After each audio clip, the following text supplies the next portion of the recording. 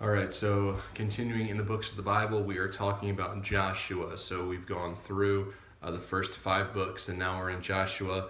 This book is traditionally attributed to Joshua himself, except for the final verses, which describe his death and legacy. I don't think he wrote those.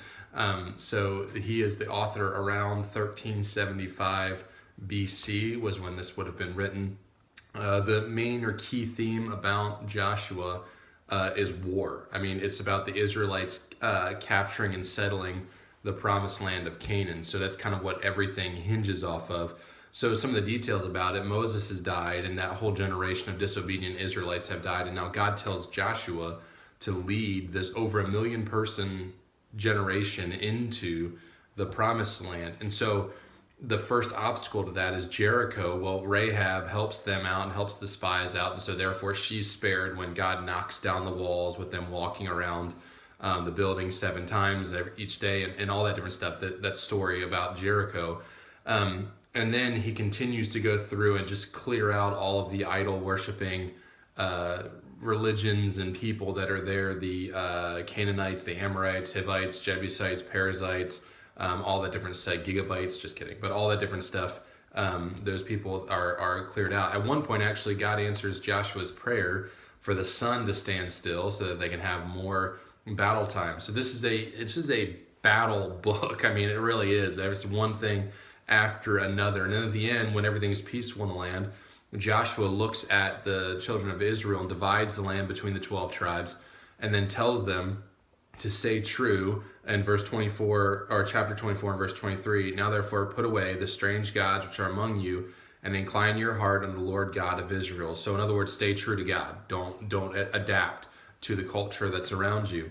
Some quotable verses. This is a big one that you've seen on coffee mugs and stuff and such. Joshua 1:9. Be strong and of good courage. Be not afraid, neither be thou dismayed. For the Lord thy God is with thee, whithersoever thou goest. There's a couple more that come through it. 24 and verse 15. Choose you this day whom you will serve. As for me and my house, we will serve the Lord. There's a couple of unique things to the book of Joshua. Joshua is one of the few biblical characters that seems to do everything right. I mean, he was a strong leader. He's committed completely to God, never fell into recorded sin. I'm sure he sinned, but never fell into anything like that. So the only thing that we have as a mistake for Joshua is his dealing with the Gibeonites, which was one of the local groups that he should have destroyed. They come before him and make a treaty with him, appearing like they're from a far land, and they're not, and he gets tricked before it. But even still, when Joshua learned the truth about them, he honored their agreement. So just a good guy all around. So what's the key point of Joshua? What do we take away?